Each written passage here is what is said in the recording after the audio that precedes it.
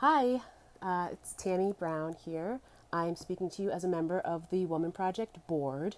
And as you may have seen, there's been a little bit of a shakeup in the Rhode Island reproductive rights sphere. And so I'm here to talk to you a little bit about it.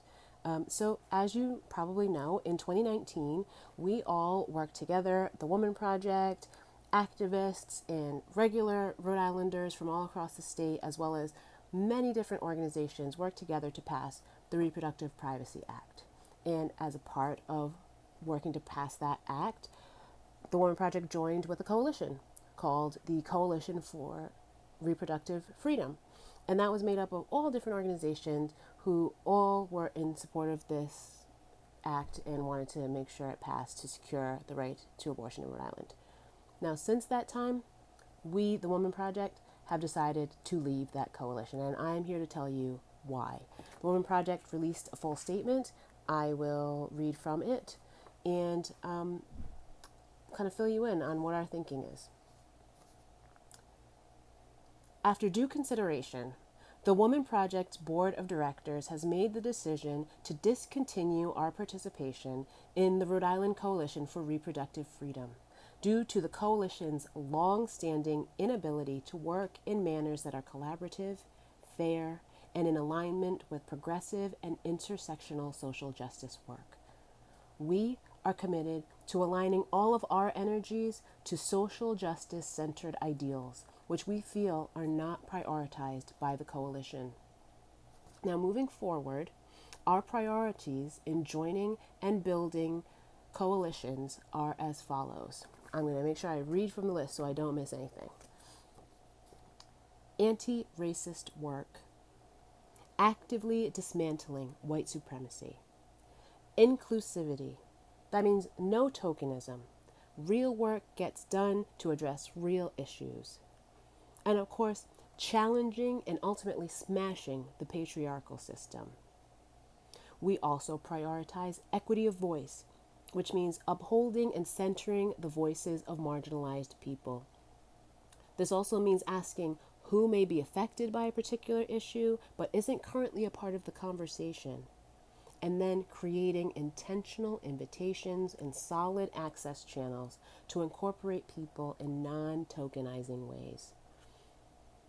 We also prioritize collaboration, including explicitly uplifting new leaders and youth.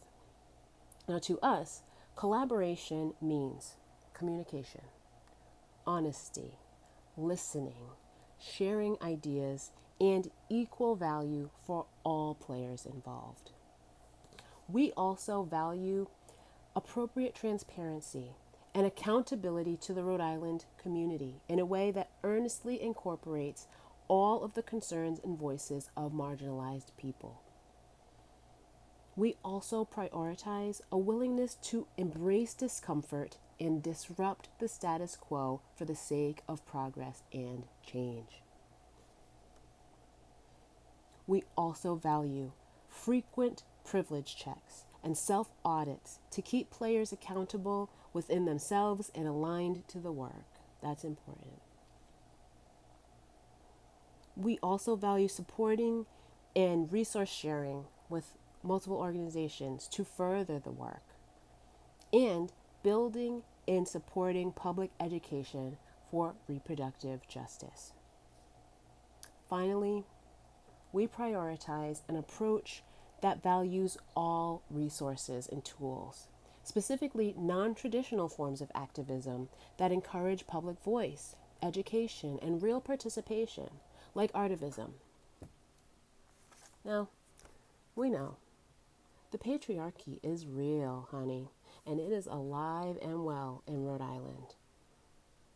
And it's not going to smash itself. So we are committed to working hard every day to smash down any barrier we can to access and making sure we uplift all Rhode Islanders along the way. Now, if you want more information about our statement and how we came to this decision, feel free to visit our website, which is www.thewomxnproject, that's woman with an X.org. We have our full statement there. You can also hit us up on social media. We release the full statement there because, again, we value transparency. And any questions, shoot us an email, info@thewomxnproject.org. Thanks for listening.